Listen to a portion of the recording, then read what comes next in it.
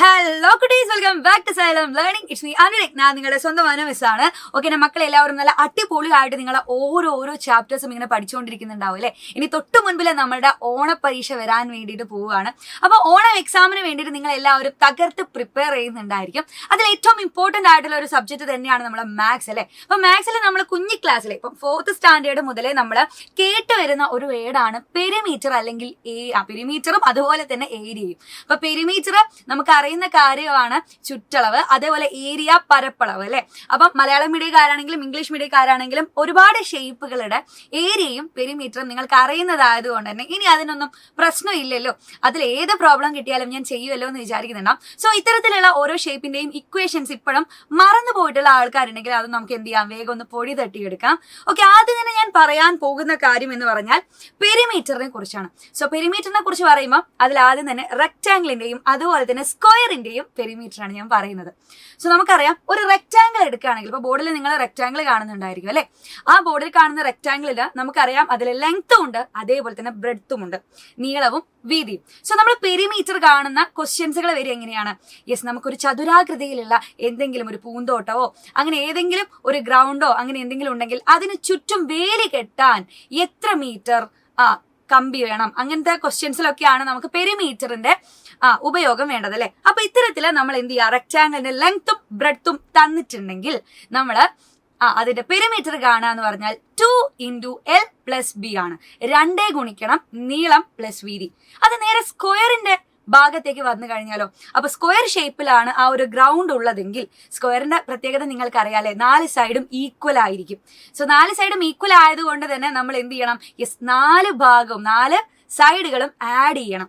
So ആ ഒരു സ്ക്വയറിന്റെ ഒരു സൈഡ് A ആണെങ്കിൽ 4 സൈഡും A തന്നെ ആയിരിക്കും അല്ലെ. അപ്പൊ അതെങ്ങനെയായിരിക്കും അതിന്റെ പെരിമീറ്റർ കാണുക? A+A+A+A എന്ന് പറഞ്ഞാൽ 4A ആയിരിക്കും അതിന്റെ പെരിമീറ്ററിന്റെ ഇക്വേഷൻ എന്ന് പറയുന്നത്. സോ ഇതുപോലെ തന്നെയാണ് അതിന്റെ ഏരിയയുടെയും ഇക്വേഷൻ. സോ ഏരിയ നമ്മൾ എങ്ങനെ കണ്ടുപിടിക്കും? ഒരു റെക്ടാംഗിളിന്റെയും ഒരു സ്ക്വയറിന്റെയും ഏരിയ കാണാനുള്ള ചോദ്യം വന്നു. സോ ഏരിയ എന്ന് പറയുമ്പോൾ സാധാരണഗതിയിൽ നിങ്ങൾക്ക് ക്വസ്റ്റ്യൻ വരികയാണെങ്കിൽ നിങ്ങൾക്ക് ഇപ്പൊ പറഞ്ഞ പോലെ തന്നെ ഒരു ചുമരുണ്ട്. റെക്ടാംഗിൾ ഷേപ്പിലുള്ള ആ ഒരു ചുമരില് പെയിന്റ് അടിക്കാൻ എന്ന് പറയുമ്പോൾ എത്ര ഭാഗത്ത് പെയിന്റ് അടിക്കണം എന്ന് പറയുമ്പോൾ അതിന്റെ എന്താണ്, ആ ഉപരിതലമാണ് പറയുന്നത്. അതാണ് അതിന്റെ ഏരിയ. ഓക്കെ, അപ്പൊ റെക്ടാംഗിളിന്റെ കേസിലാണെങ്കിൽ അത് ലെങ്ത്തും അതുപോലെ ബ്രെഡ്ത്തും ഉണ്ടായിരിക്കും അല്ലെ. അപ്പൊ ലെങ്ത് നീളവും വീതിയും തന്നു കഴിഞ്ഞാൽ ഏരിയ കാണാനുള്ള ഇക്വേഷൻ എന്ന് പറഞ്ഞാൽ ലെങ്ത് ഇൻറ്റു ബ്രെഡ്ത്ത് ആണ്. നീളം ഗുണിക്കണം വീതിയാണ് ചെയ്യുക. അതുപോലെ അത് സ്ക്വയറിന്റെ കേസിലായാലോ, സ്ക്വയറിന്റെ പ്രത്യേകത നമ്മൾ നേരത്തെ പറഞ്ഞ പോലെ 4 സൈഡും ഈക്വൽ ആയിരിക്കും. അതിൽ ഒരു സൈഡ് അല്ലെങ്കിൽ ഒരു വശം A എന്നെടുത്തു കഴിഞ്ഞാൽ എന്ത് ചെയ്യും നമ്മൾ? സൈഡ് ഇൻറ്റു സൈഡ് A വരും അല്ലെ. A എന്ന് പറഞ്ഞാൽ A സ്ക്വയർ ആയിരിക്കും അതില് ഏരിയ കാണാനുള്ള ഇക്വേഷൻ. അപ്പൊ സ്ക്വയറിന്റെ കേസിലും പെരിമീറ്ററിന്റെ കേസിലൊക്കെ നിങ്ങൾ ഇത് പഠിച്ചു. ഇനി നമ്മൾ ട്രയാംഗിളിന്റെ കേസിലേക്ക് വന്നാലോ. സോ ട്രയാംഗിൾ ഇതിലൊരു ചെറിയ വില്ലനാണ്, കാരണം ഈ ഒരു ഇക്വേഷൻ പോലെയല്ല. സോ ട്രയാംഗിളിന്റെ കേസിൽ നമ്മൾ പെരിമീറ്റർ കാണാൻ വളരെ എളുപ്പമാണ്. ഒരു ട്രയാംഗിൾ ഷേപ്പിലുള്ള എന്തെങ്കിലും ഒരു സാധനത്തിൽ ചുറ്റും നമ്മൾ എന്തെങ്കിലും നൂല് കൊണ്ട് കെട്ടണമെങ്കിൽ അതിന് എത്ര നീളം വേണം എന്നൊക്കെയുള്ള ചോദ്യമാണ് നമ്മൾ പെരിമീറ്റർ, ചുറ്റളവ് അല്ലേ. അപ്പൊ ആ ട്രയാംഗിളിന് 3 സൈഡുകൾ ഉണ്ടായിരിക്കും. അപ്പൊ നമ്മൾ പെരിമീറ്റർ കാണാൻ എന്ത് ചെയ്യണം? ഓരോ സൈഡും A-B-C ആണെങ്കിൽ നമ്മൾ എന്ത് ചെയ്യണം? A+B+C ചെയ്താൽ നമുക്ക് പെരിമീറ്റർ കിട്ടും ട്രയാംഗിളിന്റെ.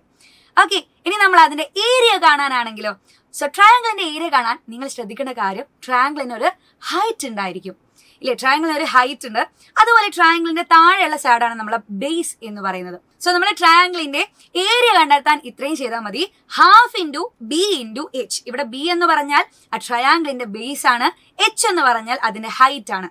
സോ അര ഇൻറ്റു പാദം ഇൻറ്റു ഉന്നതിയായിരിക്കും ഒരു ട്രയാംഗിളിന്റെ ഏരിയ കാണാനുള്ള ഇക്വേഷൻ.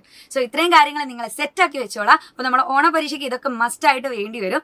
ഓണപരീക്ഷയ്ക്ക് മാത്രമല്ല കേട്ടോ, ആനുവൽ എക്സാമിനാണെങ്കിലും ഇനി വരുന്ന നിങ്ങളുടെ 8th-ലാണെങ്കിലും 10th-ലാണെങ്കിലും ഏത് സ്റ്റാൻഡേർഡ് ആയിക്കോട്ടെ അതിലൊക്കെ മക്കൾക്ക് പഠിക്കണം. സോ എന്റെ മക്കൾ ഇപ്പൊ കുഞ്ഞു മക്കളാണ് എനിക്കറിയാം, എന്നാലും ഇത്രയും കാര്യങ്ങൾ എന്ത് ചെയ്യുക, നമ്മൾ പക്ക ആക്കി വെച്ചോളാം. ഓക്കെ, അപ്പം നമുക്ക് നെക്സ്റ്റ് ഒരു വീഡിയോയിൽ കാണുന്നത് വരെ ബൈ ബൈ, സീ യു.